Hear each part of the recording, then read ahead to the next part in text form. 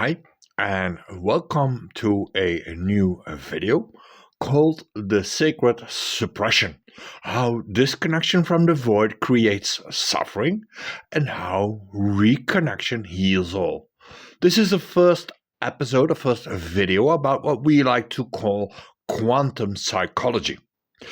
In our videos about quantum psychology, we integrate theories from physics, metaphysics, and psychology into one unified framework, revealing the deeper connections and secrets of the universe and the human psyche, which, in our opinion, are intertwined. At the core of everything, atoms, bodies, minds, and galaxies, there is space. Not empty space, but living, intelligent space, the void, the field, the infinite wave of unmanifested potential. And this space exists both within us and around us. And though it appears separate through the lens of body and ego, it is in truth one and the same. Our physical form is held together by less than a billionth of actual matter. Over 99.9999999% of us is space. This space, identical in nature to the vacuum of the cosmos, is not inert. It is vibrating with energy, information, and possibility. It is the playground of what we call universal consciousness, the boundless intelligence behind all creation. And what if this 99.9999999% of space is not just emptiness, but the soul itself? The untraceable, unmeasurable energy science often struggles to pin down may, in truth, be the very space that makes up nearly all of who we are. The soul, then, is not something hidden deep inside. It is the vast energetic field that envelops and permeates every part of our being. And it is this soul, this field of consciousness, that is having a human experience through the remaining 0.0000001% of visible matter. Matter becomes the instrument, but the music is the soul. If it holds true for the human being, what if it also holds true for the entire universe? What if 99.9999999% of the cosmos is not empty space, but what we call the oversoul, the infinite loving field of unconditional consciousness itself? And what if the remaining 0.0000001% are the particles of matter we observe, and that they are simply the tools through which this oversoul experiences itself? Just as the soul uses the human body to sense, feel, and evolve, so too does universal consciousness use galaxies, stars, planets, and beings to explore the vastness of its own potential. The energy of the universe is love, and it expands through curiosity, unity, and connection, mirroring the soul's journey within us.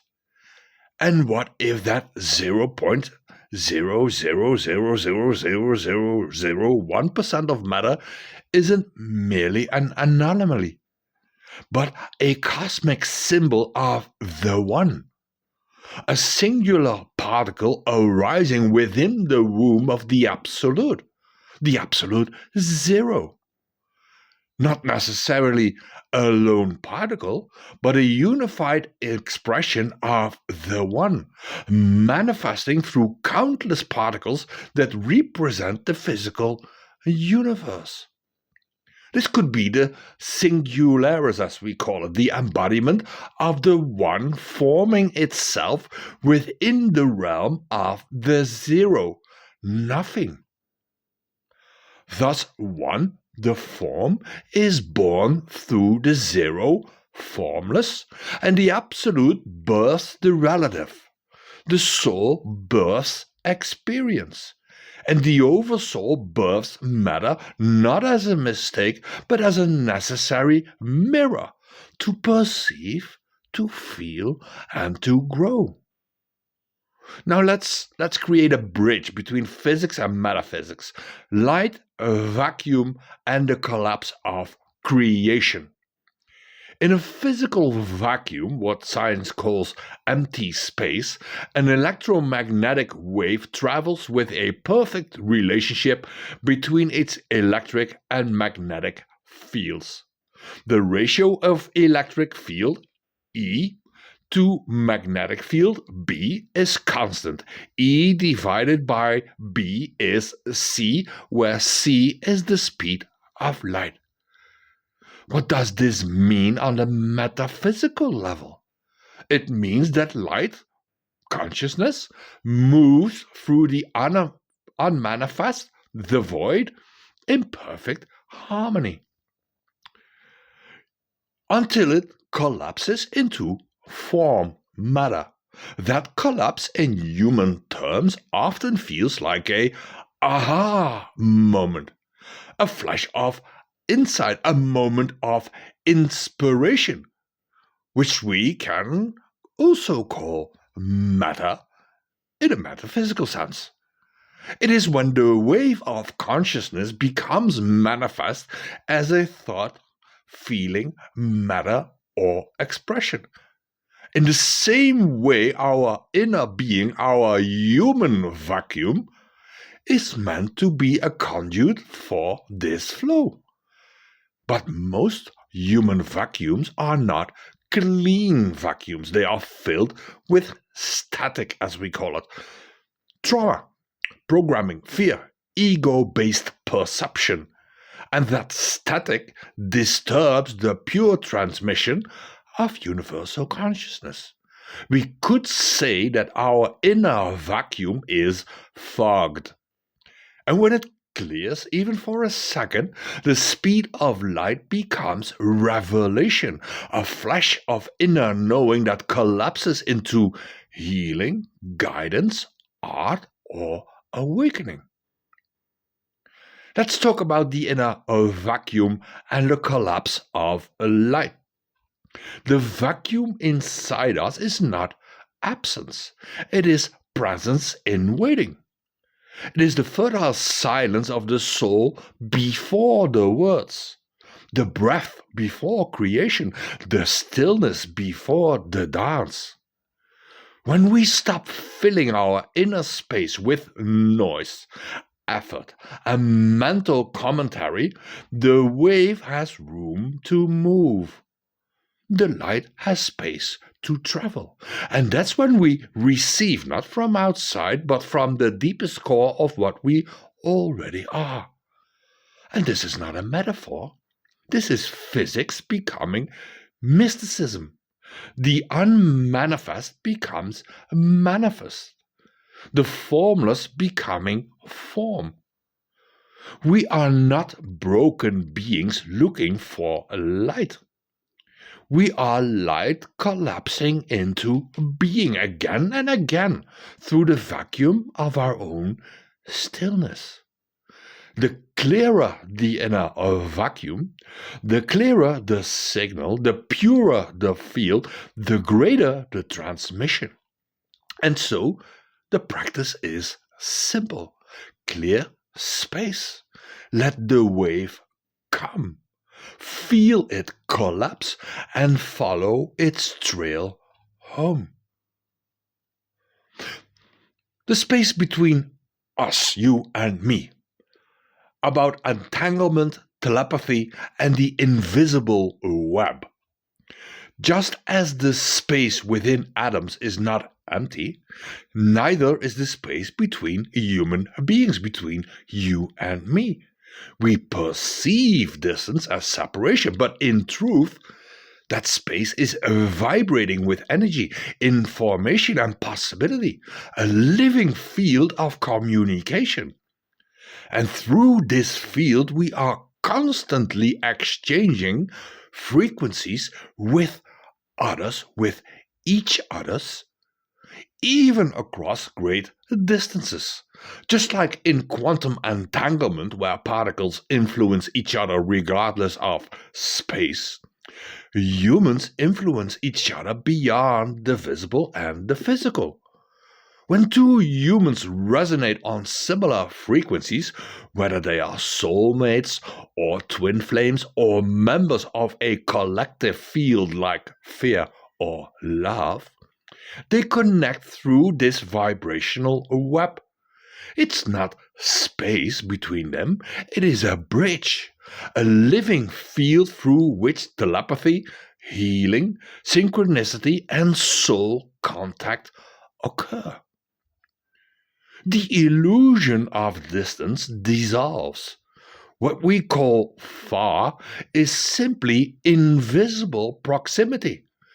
The universe becomes a quantum telephone, where thought, emotion, and energy are the signals riding the electromagnetic wave of love. This is why healing and connection at a distance are possible. It's not magic. The field doesn't require bodies to touch. It only requires beings to tune in.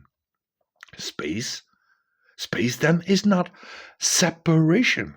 It is a universal nervous system, alive with signals, pulsing with potential, waiting for conscious beings to listen, respond, and remember.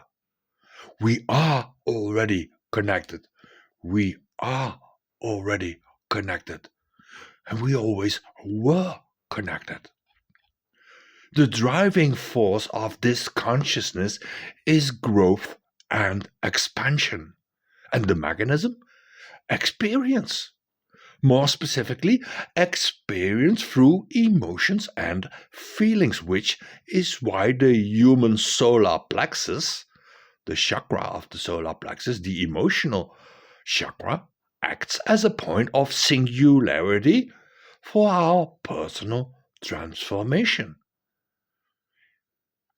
Through this center, the energy of unmanifested potential flows, is evaluated, and either expands our consciousness or becomes blocked by fear. And here lies the sacred dilemma. Everything within us is designed to connect with this field around us and inside us. Every cell, atom, and vibration longs to unify with its source, the field. But through the conditioning of the ego, we perceive a false boundary between us and the rest of existence. The ego, meant to be a functional identity, becomes a protective shield that isolates us from the very field that sustains and evolves us. And this perceived separation is the root of all sickness. Mental suffering arises when the mind is cut off from the flow of higher knowing. Physical illness emerges when energy is blocked, suppressed, or held out of fear. A spiritual crisis is the ache of being disconnected from our source. To heal, we must allow the inner space to reunite with the outer void, the field. Excuse me. This reconnection is not merely a spiritual idea, it's an energetic necessity. The outer void, the field, is not empty. It is the throne of our higher self, the wellspring of all insight, peace, and power. When we allow ourselves to soften the ego's grip and surrender to this connection, we realign with the natural current of universal growth. And we stop fighting reality. We start feeling it. We stop resisting change. We start dancing with it. We stop fearing the void. And we remember we are the void. And here comes the punchline of cosmic comedy. We spend lifetimes clinging to the illusion of being a separate, solid self, crowned as king or queen of our tiny, isolated world, while being 99.9999999% pure emptiness.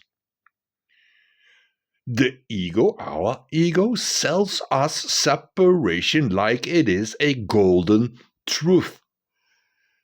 But it is really just fried air dressed up in royal robes. What could be more absurd than believing you are a lone, disconnected ruler when your entire being is made of space, woven into the same eternal fabric as all that is? Reconnection doesn't require doing more, it requires being more present. It is the sacred act of opening up to what has always been there. The space within us. The space within us calling us home to the infinite space beyond. So let the inner field inside us meet the outer field, and wholeness returns. And in that merging, we remember there is no separation. There is only love becoming aware of itself. Again and again. Isn't that beautiful? Thank you for watching this first episode about quantum psychology. More will follow. Thank you again and have a nice day.